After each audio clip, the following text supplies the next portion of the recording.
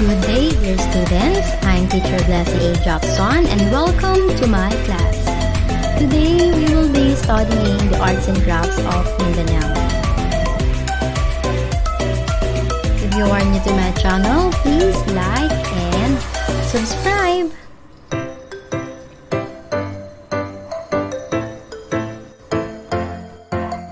So this is the map of the Mindanao. When we say Mindanao, it is referred to as the Land of Promise. It is the second largest in the Philippines, located at the southernmost island in the Philippine archipelago. It produced a unique Filipino artistic tradition as a result of animism and Islamic religion fused together. For the lesson 1, we have the clothing of the Bagobo, Tiboli, Maranao, and the Yakan tribes. Let's first start with the Bagobo tribe. Bagobo comes from the word bago, means new, and obo means group. The Bagobos are a group of people that live in Davao. This tribe are settled people practicing agriculture as well as hunting and fishing. Their chief crop is rice, which they grow in clearings on the mountainsides. Since this grain is their staple food, the whole routine of its cultivation is most closely bound up with their religious beliefs and practices. So the Bagobo women are the weavers. They make beautiful hemp cloths on a primitive loom. The dress of the men consists of a tightly fitted jacket, open in front, and very short tight trunks. The women's jackets are closely similar in shape of those of the men, but they are closed in front. The jackets of both men and women are richly ornamented with shell discs, glass beads, or embroidery. Next tribe is the Tiboli tribe. The Tiboli tribe is also called as the Dream Weavers. These are indigenous peoples of the Philippines. They live in Lake Cebu, southern Mindanao. They are labeled as dream weavers. Tiboli are famous for diligently transforming the natural abaca plant into a magnificent material known as the tinalak. So this is the tinalak cloth. When you say tinalak, it is a woven from deep brown abaca treated in the ikat process to obtain intricate design.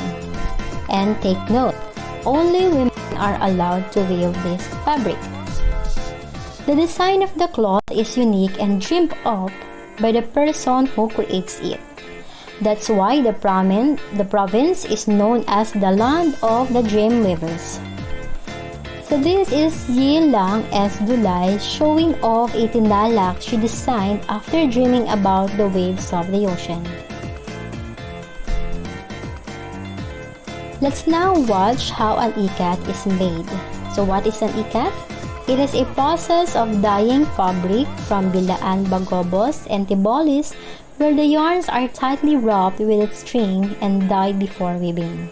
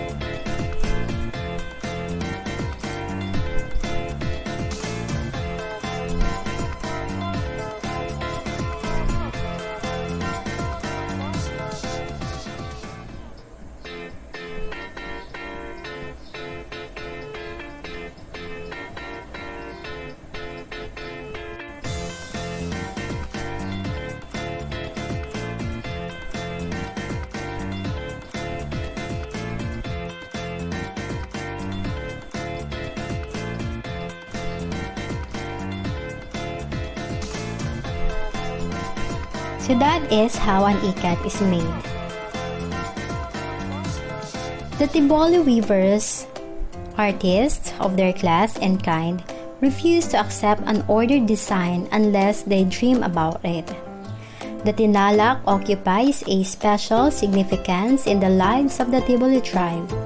Basically used for blankets and clothing, the tinalak is considered helpful for safe delivery when used as prenatal covering. Silai or marriage arrangements are considered lousy without it during the exchange of kimo, traditional properties such as heirlooms, gongs, horses, work animals, ancient swords, and other tribal artifacts. Lang Dulay, who runs the Lake Cebu-based Lang Dulay Weaving Center, is the recipient of the National Living Treasures Award, the Gawad sa Manilikha ng Bayan in 1999. The award is a fitting tribute to a Tiboli lady artist who continues to teach tinalak weaving in Tiboli women. So what is Gamaba or Gawad sa Manilikha ng Bayan?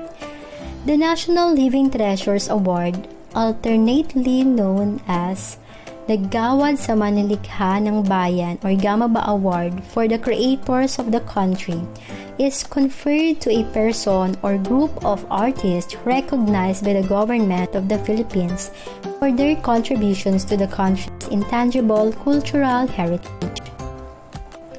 A recipient of the award, a National Living Treasure or Manilikha ng Bayan, is a Filipino citizen or group of Filipino citizens engaged in any traditional art uniquely Filipino, whose distinct skills have reached such a high level of technical and artistic excellence and have been passed on to and widely practiced by the present generations in the community with the same degree of technical and artistic competence. So now let's move on to the Maranao tribe. The word Maranao means people of the lake, referring to their ancestral territory around Lanao Lake in the province of Lanao del Sur. The Maranao are famous for their sophisticated weaving with beautiful designs and colors. Their architecture was influenced by the Indus and Islamic religion. Malong is very famous for the Maranao tribe. So what is a malong? It is a large wrap around tubular garment measuring at least 165 by 165 centimeters. They are used by the Maranao and Maguindanao from southern Philippines. It can be worn by women as a dress and by men over trousers as a formal wear. Traditionally, the malong is hand-woven by women using a backstrap loom. So this is the history of the malong. Ferdinand Magellan's conquest of the Philippines in 1521 through his chronicler Antonio Pigafetta already noted imported weavings from the India and were already valued as part of the international trade, especially in the southern Philippines. Kapa Malong or Sambisa Malong is a traditional dance which demonstrates the various ways of wearing malong and its uses. There are 3 types of malong. The materials and colors of a malong usually determine the economic status of the wearer. And there are 3 types of malong, and these are the landap, andon, and apik. Let's first discuss the malong andon. Malong andon is considered the most expensive, the rarest, and the oldest among 3 types. Andon refers to the patola motif. Next type of malong is the malong alandap. The malong alandap is characterized by lagkit or decorative strips of profuse geometric designs hand-sewn on the malong. This type is considered the most popular. And lastly, the malong aampik. The malong aampik is characterized by a square pattern with lines and cross lines of constructing primary colors along black and white geometrical shapes. Next tribe is the Yakan. Let's discuss the wedding attire from Yakan tribe. For the male, we have tis and kandit, a hand-woven headcloth and 15-meter belt or sash, which serves as protection from spears or knives. For female, we have the short skirt over trousers. And for both male and female, we have the saruk, hat worn to add elegance. And the ornaments, manitegias, a necklace or bracelet of beads from dried fruits and to protect them from illness. So these are the Yakan wears or the semek. For the trousers, we have the Yakan sawal, striped trousers with zigzag and diamond repeated patterns made from bamboo fibers. Men's button-up shirt is the baju Yakan, designed to match the trousers. Headscarf, which is the Yakan piece, geometric intricate wave worn to cover the hair on a daily basis. Apron, sepotangan tid has many different designs, but it is the most time-consuming and decorative weave of the semek. Sash is the sakan pinalantupan, is made from a mix of pineapple and bamboo fibers. Bride's button-up jacket, pagalbato, is made from satin or cotton cloth and sometimes mixed with latex threads. Brass buttons, batawi, handmade and worn on the women's jacket. We also have the bajulapi. It is a tight blouse with long sleeves. Pinalantuban, it is a type of skirt that's layered over trousers. Sawal, it is a traditional tight-fitting trousers made of Yakan fabric characterized by its vertical stripes. We also have the sepotangan, a square cloth used by Yakan women as a head cover or as a belt. Let's now move on to lesson 2, which is the arts, crafts, accessories, and body ornaments. First, we have the sari manok. It is a legendary bird of the Maranao. It comes from the word sari, which means cloth, and manok, which means chicken. It is a symbol of good fortune. We have okir. It refers to the traditional and unique carving. Its name originated from the old Malayan word, which means carve or ukit.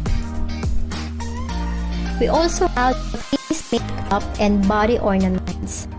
A distinct form of visual arts of the Yakans is the face makeup applied on bride and grooms.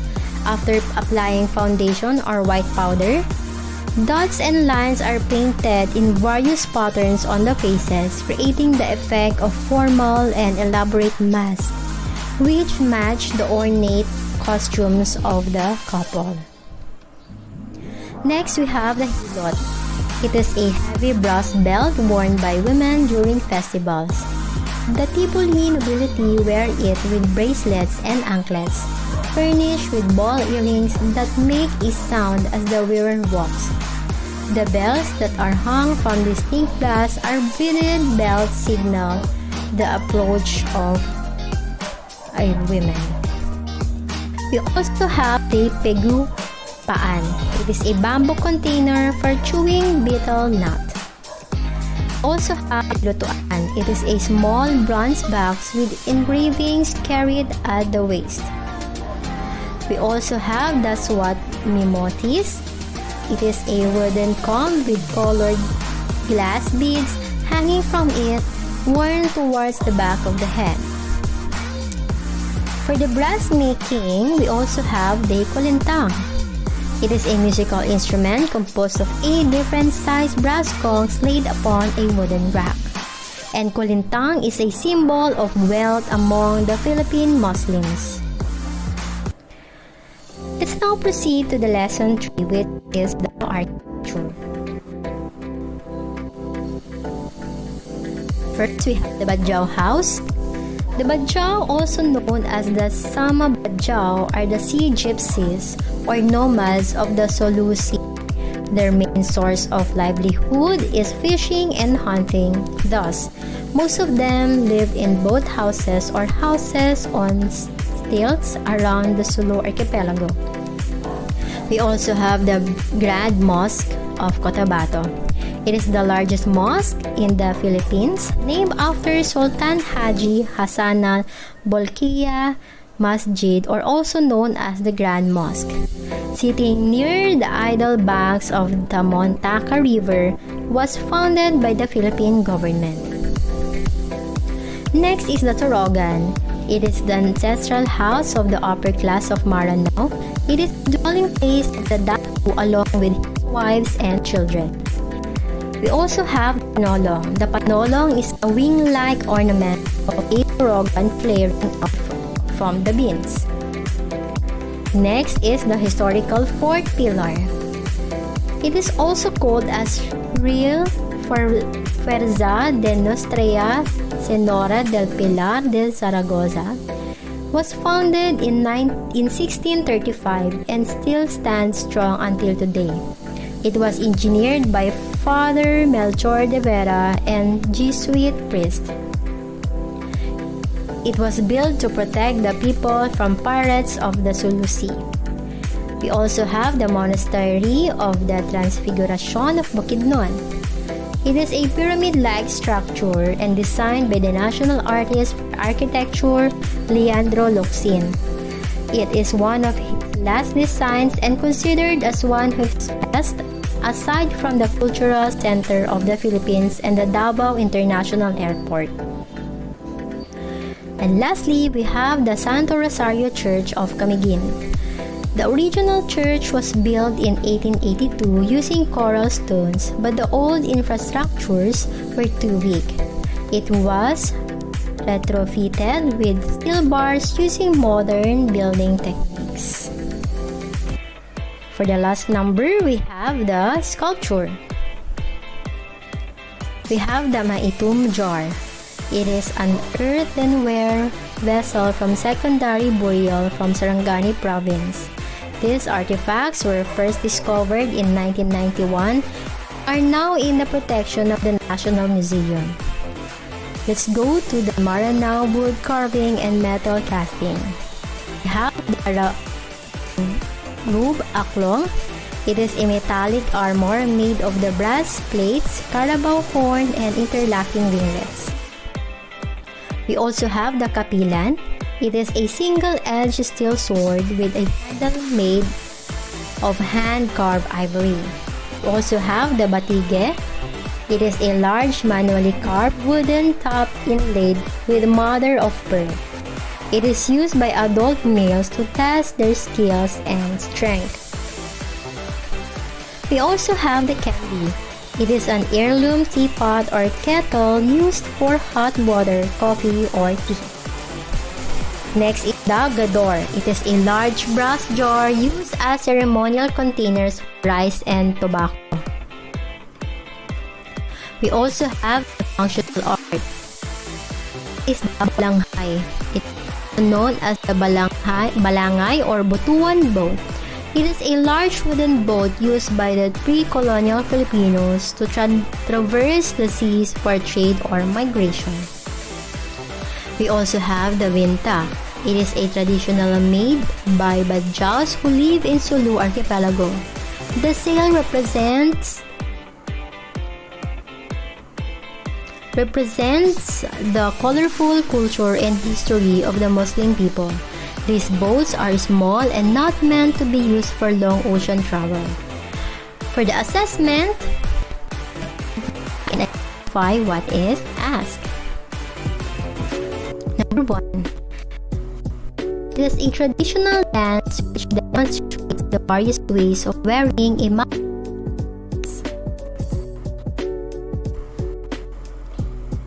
Number 2.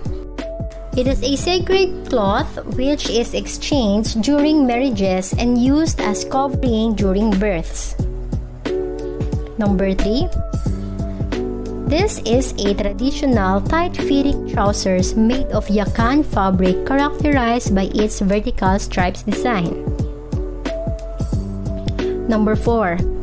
It is a process of dyeing the fabric in which the yarns have been tie-dyed before weaving. Number 5. What are the common color tones found in a Bagobo's tinalak? Number 6. What are the common color tones found in a Tupis tinalak? Number 7. It came from an old Malayan word which means carve or ukit in Filipino. Number 8. It is an instrument that consists of a row of small brass or bronze gongs horizontally laid upon a wooden rack. Number 9. It is the legendary bird of the Maranao, which is said to be a symbol of good fortune. Number 10. Most common material used by the ethnolinguistic groups in Mindanao for weaving cloth. Number 11. It is the ancestral house of the upper caste Maranao. It is the dwelling place of the datu along with his wives and children. Number 12.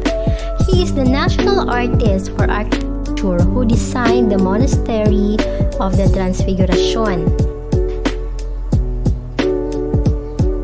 13. This church was originally made of coral stones, then retrofitted due to its weak infrastructure. Number 14. It is a vernacular house or ornament of the Maranaos with carvings of serpent, floral, and star and bud motif.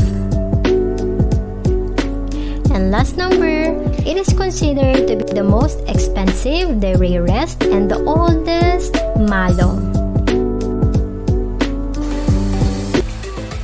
For your art activity number 1, it is entitled Create Your Own Tinalak Design. So here is the instruction. Number 1, create your own textile pattern that represents an image from your dream pattern from the tinalak design. Number 2, draw this on a piece of Oslo paper using different colors such as red, white, and black. And once you are done, discuss your artwork in a video form and present your design. So this will be the basis of your grade.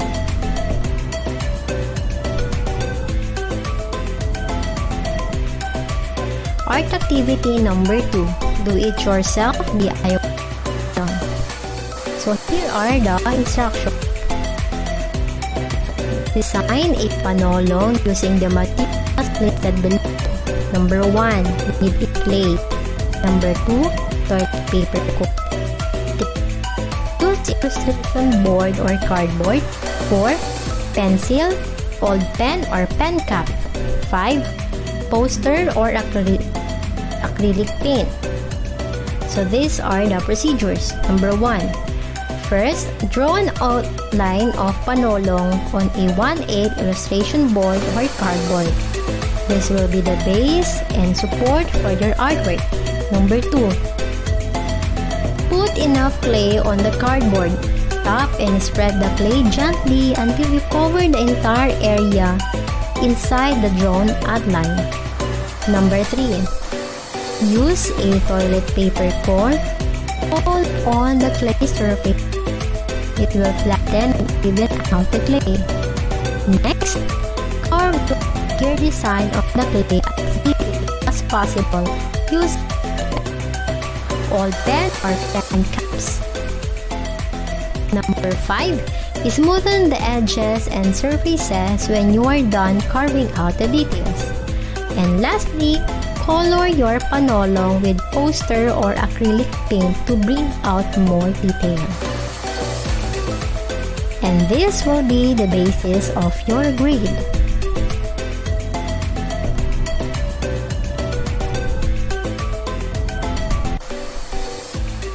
That's all for today, class. I hope you learned a lot from our lesson for today.